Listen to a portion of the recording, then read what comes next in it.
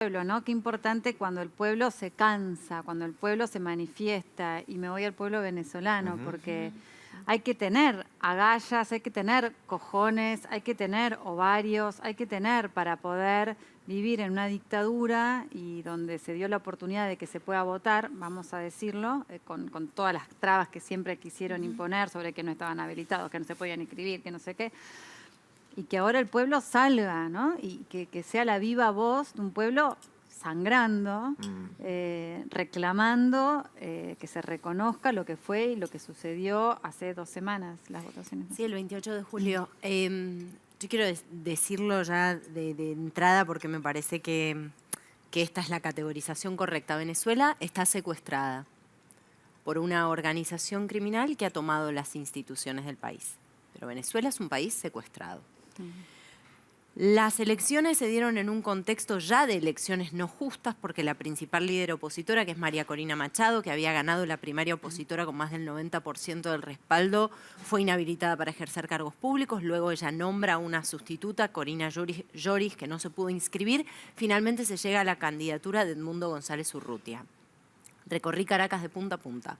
Me metí antes de la elección y después de la elección en el barrio popular más emblemático de Caracas, que es Petare, y descubrí algo que entiendo está enfureciendo al chavismo, que es que aquellos sectores más vulnerables que ellos tenían agarrado de la lógica perversa de las dádivas y de la manipulación y de la reducción a la supervivencia, se les quebraron y dijeron basta. Lo que está sucediendo en Venezuela y lo que sucedió en Venezuela el 28 de julio, obviamente, del lado del chavismo es la consagración de un fraude y de un robo y del secuestro que ya venía dándose desde hace algunos años. Yo, después, no sé si querés que ahondemos un poquito más en eso, yo no eximo a Hugo Chávez Frías de una responsabilidad en el destino de Venezuela. Yo creo que Hugo Chávez Frías comenzó el proyecto que se termina consagrando con Nicolás Maduro. Pero más allá de eso, más allá del robo y del fraude que se consagró, también el mundo asistió a una revolución de dignidad. Los venezolanos están protagonizando una revolución de dignidad y yo quiero, en un acto reivindicatorio, lo dije en una entrevista recientemente, sacarle al chavismo el copyright de la venezolanidad y de lo venezolano. El venezolano no es chavismo, ese es un madurismo, no sé cómo se dice. No, y es chavismo. Hugo Chávez Frías era un autoritario. Hugo Chávez Frías diseñó el menoscabo de las instituciones y ese sistema de manipulación y de reducción a la supervivencia de buena parte de la población venezolana. ¿Pero Maduro continuó ese legado de Chávez o se profundizó? Se profundizó porque Maduro carece de todo, entre comillas, carisma, ¿no? Si es que se podía llamar también, carisma. ¿No? Sí, su impericia es brutal, pero como son tan criminales, muchas veces se habla poco de la impericia, ¿no? Claro. Porque la criminalidad tapa la impericia. O mejor dicho, es tanto más grande. Venezuela es un país riquísimo. Venezuela es un país en el cual no se puede entender que haya hambre en la dimensión en la que lo ves. Quiero marcar que casi 8 millones de personas dejaron Venezuela. Esto es un país afuera de un país.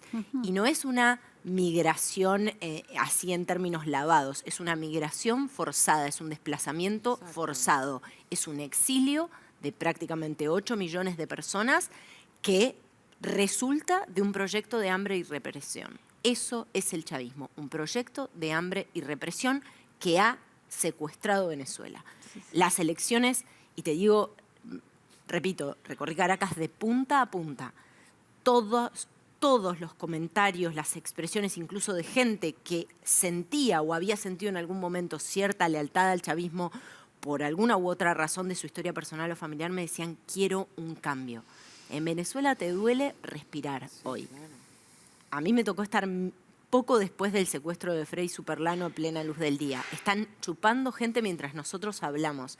En Venezuela, esos secuestros, porque no son detenciones, esos secuestros incluyen a más de 100 adolescentes que forman parte de las manifestaciones. Yo vi secuestro y tortura, ¿no? Secuestro y tortura. Hace algunos meses hice un informe sobre el Helicoide, que es el centro de tortura más grande de América Latina, que funciona en el centro de Caracas, como sede del SEBIN, del Servicio Bolivariano de Inteligencia Nacional. Le mando un saludo a la gente del SEBIN que nos estuvo registrando durante toda nuestra cobertura. Seguramente tienen material de backstage muy interesante porque nos registraron durante toda nuestra cobertura, porque sobre todo, otra de las cosas que hay que hacer con los tiranos es ridiculizarlos, porque además... ¿Cómo lograron, pero no banalizando el daño que hacen? Por ejemplo, que lograron entrar sabiendo, por ejemplo, en el caso tuyo, que sos muy contraria al régimen, ¿cómo lograron entrar? Porque después hubo muchos que no los dejaron directamente entrar, ¿no? Que bajaron del avión, los tuvieron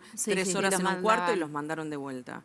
Bueno, a ver, lo que sucedió es que ellos abrieron durante muy poco tiempo el espacio para solicitar visados, que era parte del requerimiento para la cobertura de las elecciones.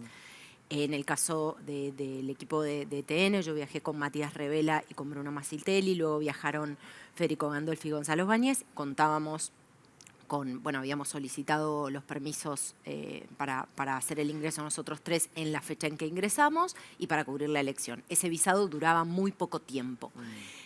Una vez que llegas a Venezuela te das cuenta que el cerco para los periodistas, la asfixia para los periodistas es total. Hay palabras que no se pueden decir, cosas que no se pueden hacer porque te pueden llegar a encarcelar con cargos o imputaciones de incitación al odio. Hay hoy periodistas imputados por presuntos cargos de terrorismo. A mí me mandaron un recordatorio allí de los 10 a 20 años de prisión conforme al artículo número 20 de la ley contra el odio, a mí y al equipo de TN. ¿Y por qué te tuviste que ir? Bueno, yo estaba próxima al vencimiento de mi visado y se estaban produciendo las cancelaciones de los vuelos. De hecho, el vuelo en el que teníamos previsto venir se canceló. Y bueno, nosotros pudimos finalmente salir por un vuelo comercial hacia República Dominicana por... bueno, la mano de un ángel que no lo voy a nombrar porque también pasa esto. Quiero agradecerles a 1000 personas en Venezuela y no puedo hacerlo.